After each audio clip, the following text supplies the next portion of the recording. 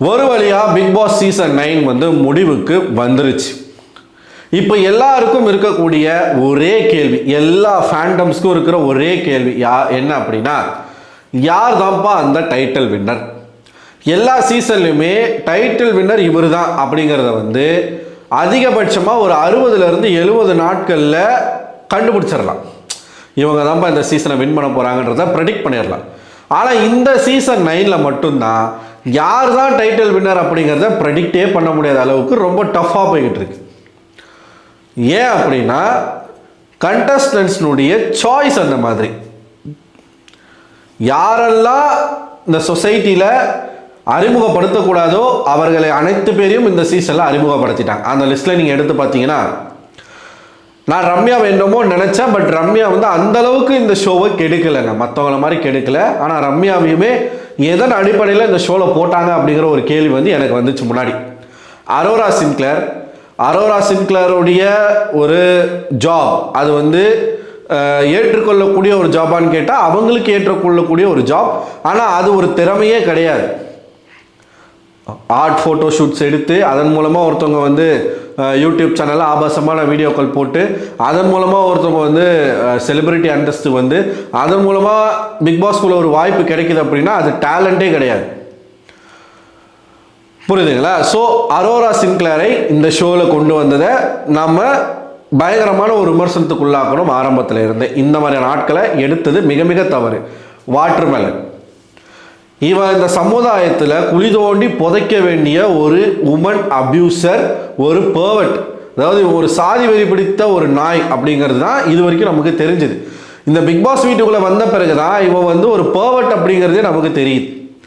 மிகப்பெரிய பெண்கள் விஷயத்தில் வீக்கான ஒரு நபர், கூட இருக்கக்கூடிய சக ஆர்டிஸ்ட் சக கண்டஸ்டன்ஸ் கிட்டேயே எந்த அளவுக்கு தகாத முறையில் நடந்துக்க முடியுமோ அந்த அளவுக்கு லிட்டரலாக அவங்கள ஹராஸ்மெண்ட் பண்ணுற அளவுக்கு பண்ணக்கூடிய ஒரு நபர் அப்படிங்கிறது இந்த ஷோவில் தெரிஞ்சது. இவன் பார்வதி, அதாவது ஒரு தாய்கிட்ட என்ன விஷயங்கள்லாம் பேசக்கூடாதோ, சொசைட்டியில் எந்த விஷயங்கள்லாம் இதெல்லாம் பேச வேண்டாம் அப்படின்னு மக்கள் வந்து நினச்சிருக்காங்களோ, மக்கள்கிட்ட கேட்குறது வேற, தாய்கிட்ட உக்காந்துக்கிட்டு அவங்களுக்கு என்ன வயசாகுது, இந்த வயசில் உங்களுக்கு உணர்ச்சி வருமா, நான் ஒருத்தரோட செக்ஸ் வச்சுக்கிட்டா நீங்கள் ஒத்துப்பீங்களா, இதெல்லாம் கேட்குற கேள்வி. இது அதாவது சமுதாயத்தில் பேச தயங்குற விஷயங்களை போல்டாக பேசுவாங்களாம். கேட்டால் ஐ எம் போல்டு.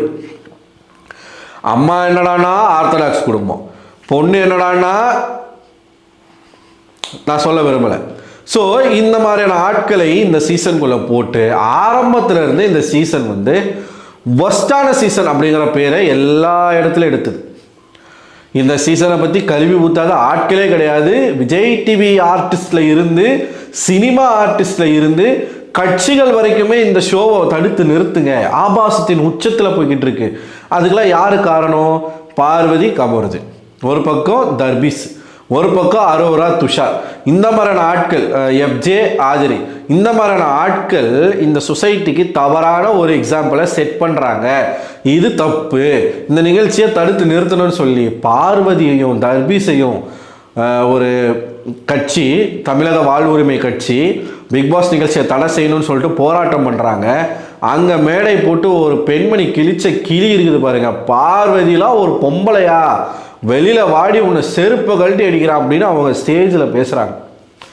அப்போ இது எந்த அளவுக்கு ஒரு தாக்கத்தை ஏற்படுத்தியிருக்குன்றதை நீங்கள் யோசிச்சு பார்க்கணும். ஸோ இப்படியே போய்கிட்டு இருந்த ஷோவில் வந்து 50 நாட்களுக்கு அப்புறமா தர்பீஸை தூக்குறாங்க, ஒவ்வொருத்தராக தூக்குறாங்க. நடுவில் வைல்ட் கார்டு கண்டஸ்டண்ட்டாக ஒரு 4 பேரை தரமான ஆட்களாக வீட்டுக்குள்ளே இறங்குறாங்க. திவ்யா கணேஷ், அமித் பார்கவ், பிரஜின், சாண்ட்ரா. ஆரம்பத்தில் நல்லா தான் போச்சு. வைல்ட் கார்டு கண்டஸ்டன்ஸ் அந்த வீட்டுக்குள்ளே போன பிறகு தான் போகக்கூடாத திசையில் போய்கிட்டு இருந்த அந்த பிக் பாஸ் நிகழ்ச்சி வந்து ஓரளவுக்கு சரியான பாதையில் போச்சு. இது உண்மை. பார்வதி கண்டென்ட் கொடுத்தாங்க. என்ன கண்டென்ட் கொடுத்தாங்க? முழுக்க முழுக்க ஆபாசம், காமம், அதுக்கப்புறம் கேவலமான மோசமான கண்டென்ட், வெறும் சண்டைகள் தான். Full and full toxic, full and full negativity. ஆனால் அதையும் ரசிக்கிறதுக்கு ஒரு கூட்டம் இருக்குது. அந்த கண்டென்ட் தான் பார்வதி கிட்ட இருந்து வந்துச்சே தவிர்த்து. ஆனால் இவங்க கொடுக்குற பில்டப்லாம் பார்வதிக்கு என்ன மாதிரி பில்டப் கொடுத்துறாங்கன்னா, ஒரு வேலுநாச்சியார் மாதிரியும், ஒரு ஜான்சி ராணி மாதிரியும், அந்த லெவலுக்கு பேசுகிறானுங்க. வாங்கினா பேசலாம்ல, சும்மாவா?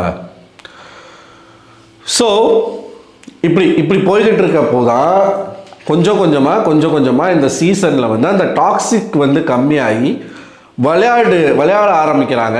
கானா வினோத் வராரு, பார்வதி கொஞ்சம் இந்த கமருதீனை விட்டு வந்த பிறகு கொஞ்சம் ஓரளவுக்கு வந்தாங்க. மறுபடியும் அந்த அந்த எப்படி சொல்கிறது, அந்த உடல் தேவை வந்து அவங்களுக்கு வந்துடுது. அதுக்கப்புறமா மறுபடியும் அதே குட்டையில் ஊறி பின்னாடி வராங்க.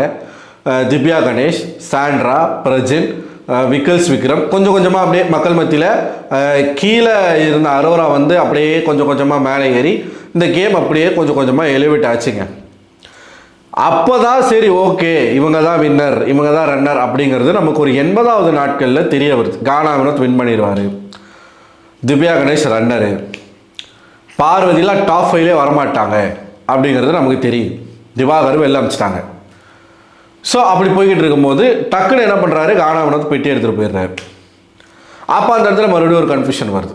அதுக்கு முன்னாடி என்ன ஆகுது, 2 பீடையே இந்த வீட்டை விட்டு துரத்தி அடிக்கிறாங்க. ரெட் கார்டு கொடுத்து போ சனியங்களா வெளில அப்படின்ற மாதிரி துரத்தி அனுப்புகிறாங்க. ஏன்னா அவங்க பண்ணது இது மாதிரி பண்ணதுக்கான விளைவு ஒரு பனிஷ்மெண்ட் கொடுக்குறாங்க. ஸோ இங்கே போட்டி என்ன ஆகுதுன்னா ஃப்ரீ ஆகுது. ரொம்ப டஃப்பாக போய்கிட்டு இருந்த அந்த போட்டி வந்து கொஞ்சம் அப்படியே ஃப்ரீ ஆகுது. அங்கேயும் ஒரு கடுமையான ஒரு போட்டி வந்து கடைசி காலங்களில் ஒரு 90வது நாட்களில் வந்து அப்படியே கொஞ்சம் நெக் டு நெக் போட்டி போகுது. யாருக்கு நடுவில் போகுது, திவ்யா, சபரி, விக்கல்ஸ் விக்ரம், அரோரா சின்க்ளேர், இந்த 4 பேருக்கு நடுவில் டஃப்பான ஒரு போட்டி. ஆனால் அந்த திவ்யாவினுடைய அந்த கார் சம்பவத்துக்கு பிறகு அவங்களுக்கு கிடைச்ச ஒரு வெளிச்சம் என்பது ரொம்ப அதிகம். ஏன்னா அது சும்மா கிடையாது. திவ்யா என்ன பண்ணாங்கன்னு கேட்குற தற்கூறிகள் எல்லாமே திவ்யாவுடைய ஏவியை பார்த்தீங்கன்னா அவங்க என்ன பண்ணாங்கன்றத சேனல் காட்டியிருக்கான். பார்வதி ஏவியில் என்ன இருந்திருக்கும், முழுக்க சண்டை போகிறது தான் இருந்திருக்கும்.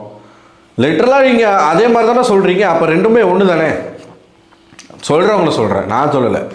திவ்யா அவர்களை பொறுத்த வரைக்கும் எங்கே பேசணுமோ அவங்க பேசியிருக்காங்க, எல்லாருக்காகவும் பேசியிருக்காங்க, தனக்காகவும் பேசியிருக்காங்க.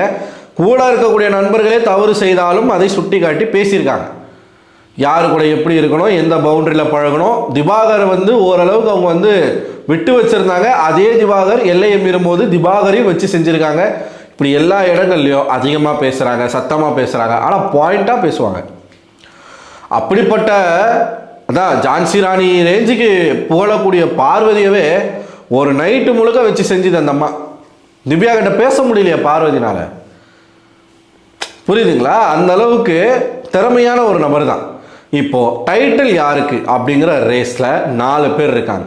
நமக்கு வந்த தகவலின்படி என்ன ஆயிருக்கு அப்படின்னா, அரோரா சின்க்ளேர் இந்த ஏஆர்எம் கான்செப்டின் படி அரோராவை ஜெயிக்க வச்சிருவாங்க அப்படின்னு சொன்னாங்க. ஆனால் அது நடக்கலை. அரோரா அவர்கள் செகண்ட் ரன்னர் அப்பாக, அதாவது 4வது பர்சனாக தேர்ட் ரன்னர் அப்பாக அரோரா அவர்கள் எவிக்ட் ஆகியிருக்காங்க அப்படிங்கிற ஒரு செய்தி வருது. செகண்ட் ரன்னர் அப்பாக விக்கல்ஸ் விக்ரம் வந்து எவிக்ட் ஆக போகிறாரு அப்படிங்கிற ஒரு செய்தி வருது. அஃபிஷியலும் சரி அன்அஃபிஷியலும் சரி டாப் ஓட்டிங்கில் இருக்கிறது திவ்யா, 2ஆம் இடத்துல இருக்கிறது சபரி. அஃபிஷியல் பற்றி நமக்கு தெரியாது. அன்அஃபிஷியல் நீங்கள் எடுத்து பார்த்தீங்கன்னா சபரிக்கும் திவ்யாவுக்குமே கிட்டத்தட்ட 1.5 லட்சம் ஓட்டுக்கு மேலே டிஃப்ரென்ஸ் இருக்குது. இப்போ கானா வினோத் இருக்கும்போது அப்படி தான் டிஃப்ரென்ஸ் இருந்தது. கானா வினோத்துக்கும் செகண்ட் பொசிஷனில் இருக்கக்கூடிய ஆளுக்குமே வந்து 1 லட்சம் மினிமம் 1 லட்சம் ஓட்டு வித்தியாசமாச்சு இருந்தது. அதே நிலைமை இப்போ திவ்யா அவர்களுக்கு வந்திருக்கு. ஸோ மக்களின் வாக்குப்படி சூஸ் பண்ணப்பட போறிய அந்த டைட்டில் வின்னர் திவ்யா அவர்கள் தான் அப்படிங்கிறது எல்லாரும் பேசிக்கிட்டு இருக்காங்க. ஆனால் கடைசி நேரத்தில் சேனல் உள்ள புகுந்து என்ன குட்டையை குழப்ப போகிறாங்க அப்படிங்கிறது நம்ம பொறுத்துன்னு தான் பார்க்கணும். என்னை பொறுத்த வரைக்கும் இந்த 4 பேரில் டிசர்விங் யாருன்னு கேட்டிங்கன்னா நான் திவ்யாவை தான் சொல்லுவேன். திவ்யாவை சப்போர்ட் பண்ண அப்படிங்கிறதுக்காக கிடையாது. இந்த 4 பேரை கம்பேர் பண்ணும்போது நிறையவே பண்ணியிருக்காங்க அவங்க. இப்போ விக்கல்ஸ்னால் வந்து ஒரு செல்ஃபிஷ், அவர் வந்து எமோஷ்னலாக ஒருத்தவங்களோட கேமை ட்ராக் பண்ணி அதில் சர்வை பண்ணக்கூடிய ஒரு ஆள். அன்பு கேங்கில் மெம்பர். சபரிலாம் வந்து ஒரு 50 நாட்களுக்கு மேலே மிச்சர் தான் சாப்பிட்டாப்புல. பார்வதி இன்சிடென்ட்டுக்கு அப்புறம் சபரி வெளியவே வரல, ஒன்றுமே பண்ணல. பிரச்சனைன்னு ஒன்று வரும்பொழுது மட்டும் அங்கே போய் தடுக்கிறது தான் அவரோட வேலையாக இருந்துச்சே தவிர்த்து தனித்துவமாக அவர் வந்து பெருசாக எதுவும் பண்ணலை. டாஸ்க்லாம் நல்லா விளையாடுறாரு. ஆனால் இந்த எப்படி சொல்கிறதுனா ஒரு சம்பவம் நடக்குது, ஒரு சண்டை நடக்குது. குற்றவாளி எவனோ விக்டிம் சைடில் தான் நிற்கணும், அதான் நியூட்ரல். விக்டிம் சைடில் இருந்தால் பேசணும். ஆனால் சபரி என்ன பண்ணுவார்னா அந்த சண்டையை டைல்யூட் பண்ணுவார். இப்போ திவாகர் ஒரு விஷயம் பண்ணுறான், திவாகர் மேலே தப்பு இருக்குன்னா சபரி போய் கேட்க மாட்டார், டைல்யூட் பண்ணுவார், ரெண்டு பேரையும் பிரித்து விடுவார். அது சபரி வேலை கிடையாது. எவன் ஒருவன் தவறு செய்கிறானோ அவனை நோக்கி கேள்வி எழுப்புவது தான் இன்னொருத்தனுடைய அழகு. ஆனால் சபரி அதை செய்யலை. அரோரா சின்க்ளர்லாம் டைட்டில் வின்னராக ஆக்குனீங்கன்னா ஒன்றும் இல்லை, சப்ஸ்கிரைபர்ஸ் ஏறுவாங்க, அவ்வளோதான். சரி, அது அவங்களோட ப்ரொஃபஷன், அதை நம்ம எதுவும் சொல்லலை. ஆனால் டைட்டில் வின் பண்ணுற அளவுக்கு அரோரா இந்த வீட்டில் எதுவும் பண்ணலை. அரோரா அவங்களோட இன்னொரு சைடை காட்டிட்டாங்க. கிளாரிட்டியாக பேசுகிறதுல இருந்து, டாஸ்க் விளையாடுறதுல இருந்து அவங்களோட கேப்பபிள் என்ன அப்படிங்கிறத காட்டிட்டாங்க. ஆனால் டைட்டில் வின் பண்ணுறதுக்கு அது குவாலிஃபை இல்லை. அந்த அளவுக்கு அவங்க எதுவும் பண்ணலை. சரிங்களா? அதனால் இந்த 4 பேரில் நீங்கள் ஒருத்தரை சூஸ் பண்ணணும்னா எனக்கு தெரிஞ்சு திவ்யாவை விட்டால் வேறு ஆள் இல்லை. இதுக்கு நான் சொல்ல மறந்துட்டேன், போன வீடியோவில் சொல்லியிருக்கணும். இந்த சாமி கும்பல் இருக்குல்ல, இந்த பார்வதி கும்பல், திவ்யா தான் டைட்டில் வின் பண்ண போகிறாங்க. ஏன் தெரியுமா? எனக்கு ஒரு சோர்ஸ் மூலமாக ஒரு தகவல் வந்துச்சு. என்ன தகவல் அப்படின்னா, பிராண்ட் கொலாபரேஷன் காரணமாகவும் சேனலில் 3 வருஷத்துக்கு திவ்யாவுக்கு பல ப்ராஜெக்ட் இருக்காமா, அதனால் திவ்யா தான் டைட்டில் வின் பண்ண போகிறாங்க, திவ்யாவுக்கு தான் டைட்டில் கொடுக்க போகிறாங்க அப்படின்னு ஒரு அம்மா சொல்கிறாங்க. அதாவது கேட்குறவன் கேன பையனாக இருந்தால் என்ன வேணாலும் சொல்லுவானா, டேஷ் நீங்கள் ஃபில் பண்ணிக்கோங்க. அந்த மாதிரி பிராண்டு கொலாபரேஷனுக்கும் டைட்டிலுக்கும் என்ன சம்பந்தம் இருக்குது? இப்போது திவ்யா அவர்கள் ஒரு ஆர்டிஸ்ட், எல்லா ஆர்டிஸ்ட்டுக்கும் கொலாபரேஷன் இருக்கும். எல்லாருக்கும் இப்போ காஸ்டியூம் டிசைனர்ஸில் இருந்து எல்லாருமே கொலாபரேட். பார்வதிக்கு இல்லாத கொலாபரேஷனா? பார்வதிக்கு இல்லாத ஸ்பான்சர்ஸ் காரணமாக டைட்டில் கொடுப்பாங்க. அப்போ அந்த ஸ்பான்சர்ஸ் விஜய் டிவிக்கு காசு கொடுத்து திவ்யாவை வின் பண்ண வைங்கன்னு சொன்னாங்களா? அதான் என் வாய் நான் என்ன வேணாலும் உருட்டுவேன் அப்படின்னு பேசக்கூடிய ஆட்கள் வாயில இப்படி தான் வரும். பார்வதி ஜெயிச்சா மக்களின் ஓட்டு, மக்கள் பவர். மற்றவங்க ஜெயிச்சா கொலாபரேஷன், ஸ்பான்சர்ஸ், 3 வருஷம் அக்ரிமெண்ட், 3 வருஷம் ப்ராஜெக்ட் இருக்குது. அதுக்காக எமையா டைட்டில் கொடுப்பான்?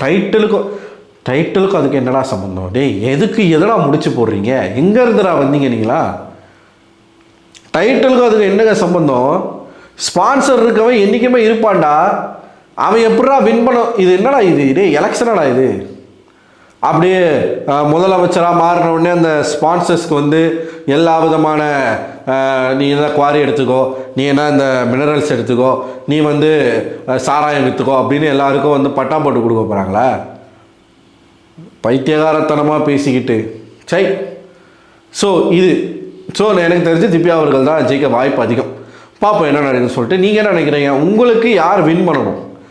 உங்களோட கருத்துக்களை மறக்காமல் கமெண்ட் பாக்ஸில் கமெண்ட் பண்ணுங்கள். அடுத்த ஒரு வீடியோவில் உங்களை சந்திக்கிறேன். அதுவரை உங்களிடமிருந்து விடைபெறுவது நான் அரவிந்தன்.